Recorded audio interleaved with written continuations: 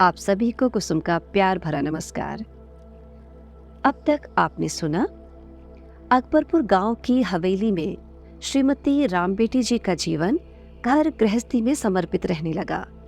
सासू माँ की छाया बनकर वे उनके साथ कामों में हाथ बटाती रहती। अब आगे। आज घर में त्योहार का वातावरण था। किसी विशेष पर्व पर पूरी, खीर, पकवान और अनेक स्वादिष्ट व्यंजन बन रहे थे। जमींदार साहब घर से बाहर किसी अन्य कार्य में व्यस्त थे। घर के अहाते से लगे खुले आंगन में पुत्र लक्ष्मी नारायण अपने मित्रों और भाई केशवदेव के साथ बातों में व्यस्त थे। मौसीमा ने ऊपर से मित्रों की हंसी ठिठोली को देखा तो सदा की तरह मन में कुर्सी गई। बाहर मित्रों की हास्यास्पद चर्चाएं मनोविनोद का कारण बनी हुई थी। तभी कुछ साधु संतों का समूह द्वार पर आ गया। इस घर की परिपाटी को सभी जानते थे कि द्वार से कोई भी याचक या भिक्षुक निराश होकर नहीं लौटता। साधु महाराज मंडली संग लंबे अरसे के बाद इस परिचित आवास पर भोजन हेतु विराजित थे। मुख्य द्वार पर साधु वेश में जनसमूह को देखकर बालक लक्ष्मी नारायण का मन प्रफुल्लित हो उठा। उन्हें याद हो आया कि उनकी माता कितने स्वागत सत्कार से सभी को भोजन कराती थी। उसी प्रेम और अभिवादन के साथ बालक लक्ष्मी नारायण ने मुख्य द्वार खोले और आदर के साथ सभी को अंदर बुला लिया। सभी ने हाथ मुंह धोकर मुख्य कक्ष में आसन ग्रहण किया। बालक लक्ष्मी नारायण ऊपर रसोई में पहुंचे। मौसीमा नहीं थी। अब किससे पूछें? साधु मंडली भी भोजन की प्रतीक्षा में थी। पिताजी भी घर पर नहीं थे। मौसीमा मंदिर कक्ष में लंबी पूजा के विधिवत कार्यक्रम में व्यस्त थी। बालक ने सेवकों को आदेश देते हुए साधुओं के लिए भोजन परोसने का आदेश दे दिया। पत्नी रामबेटी जी ने भी पति का सहयोग करते हुए थालियों में भोजन परोसते हुए सेवकों की खूब सहायता की। सेवक भोजन थाल लेकर मुख्य कक्ष में आ पहुंचे, जहां साधु मंडली प्रतीक्षारत थी। सभी ने आनंदित होकर भरपेट भोजन किया और आशीर्वाद देते हुए जाने लगे।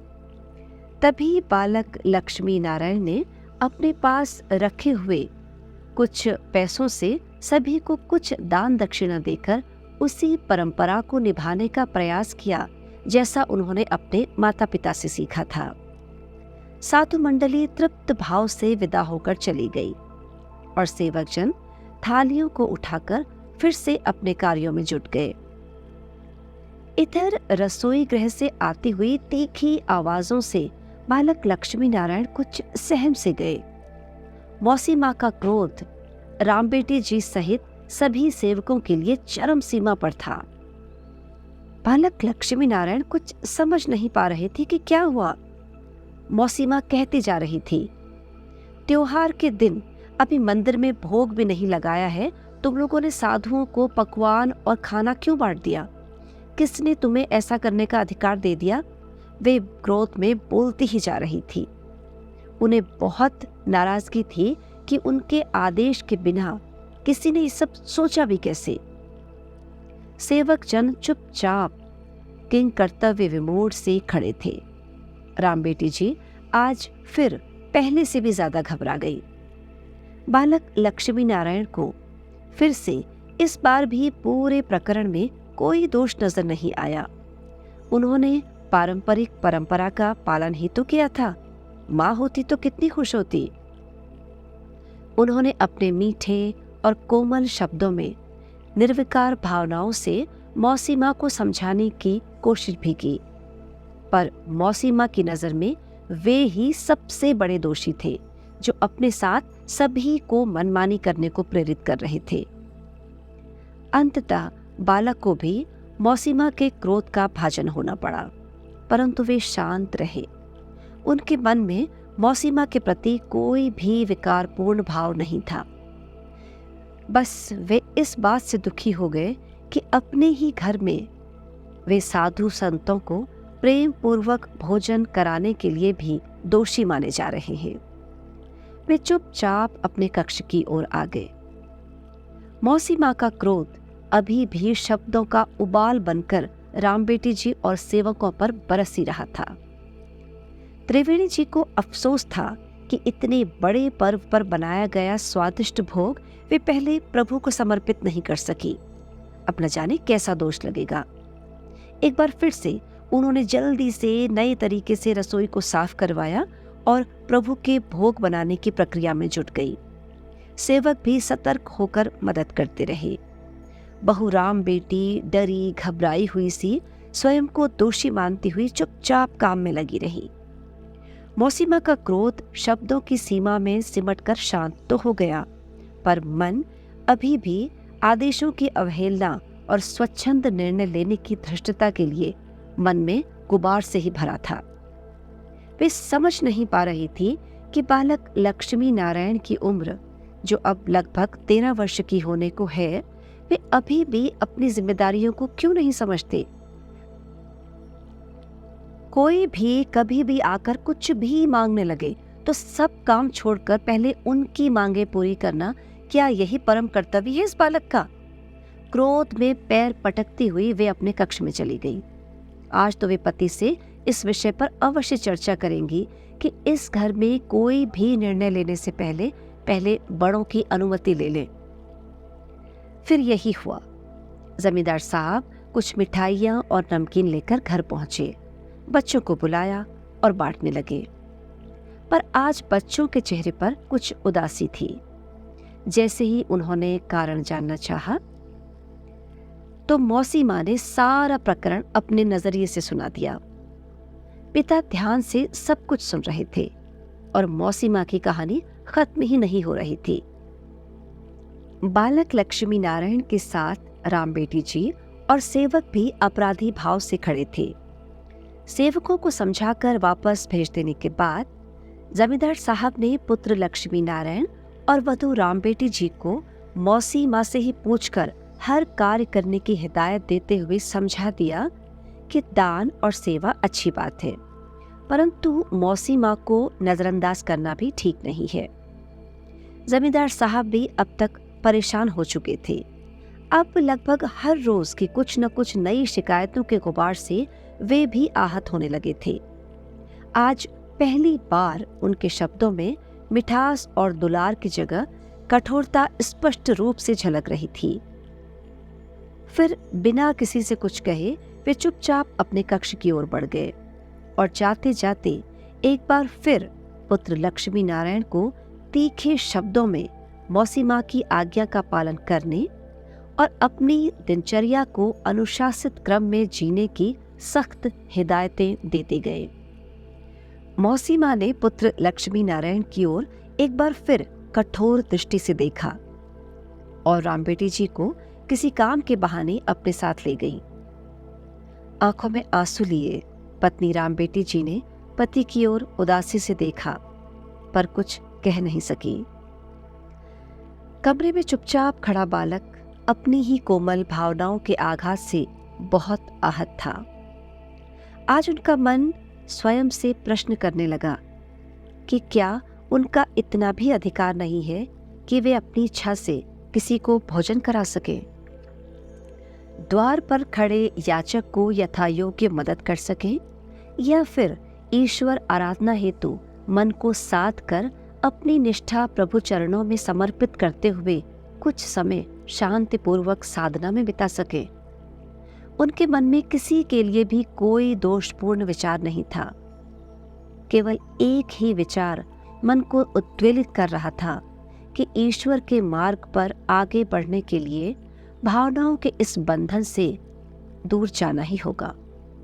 वे ईश्वर जो सबकी इच्छाएं पूरी करते हैं, उन्हें भी अवश्य मार्गदर्शन करेंगे।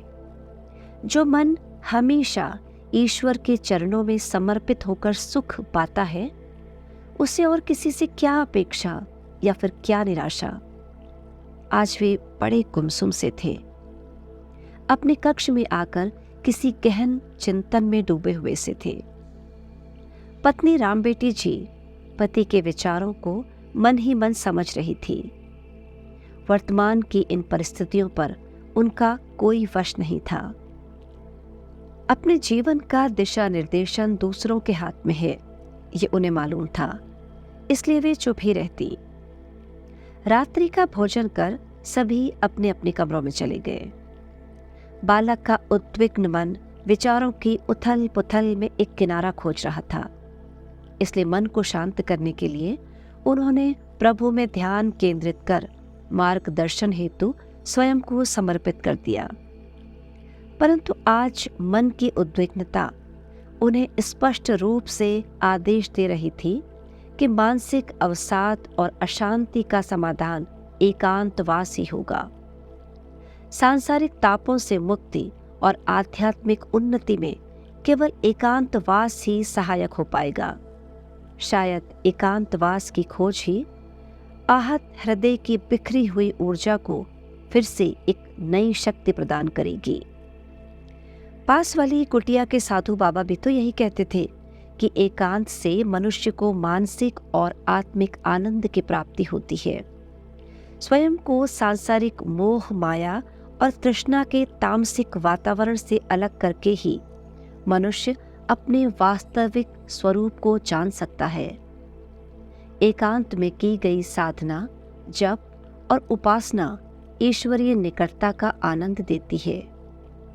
एकांत, एकांत, एकांत। बालक लक्ष्मी नारायण अंतर्मन में व्याप्त इन विचारों से अंतर्मन की शांति की ओर जाना चाहते थे। उन्हें विश्वास था कि ये शांति और ईश्वर का साक्षात्कार उन्हें एकांत में ही प्राप्त होगा। गहन रात्रि थी।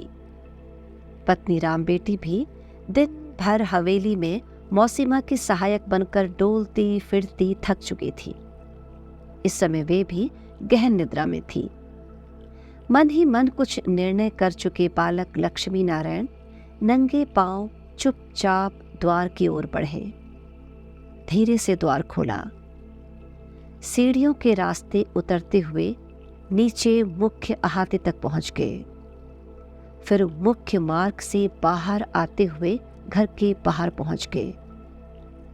13 वर्ष की उम्र में ये बालक अर्धरात्रि में न जाने किस अनजान डगर की ओर बढ़ा चला जा रहा था। सारी हवेली गहन निद्रा की आगोश में थी और अपने आंतरिक माया मोह के बंधनों की निद्रा से जागृत हुआ ये बालक आंतरिकता में प्रस्फुटित आध्यात्मिकता के प्रकाश के सहारे गांव के कच्चे रास्तों से होता हुआ माया मोह के बंधनों से दूर दृढ़ निश्चय से बढ़ता चला ही जा रहा था। कहाँ, किस ओर, पता नहीं।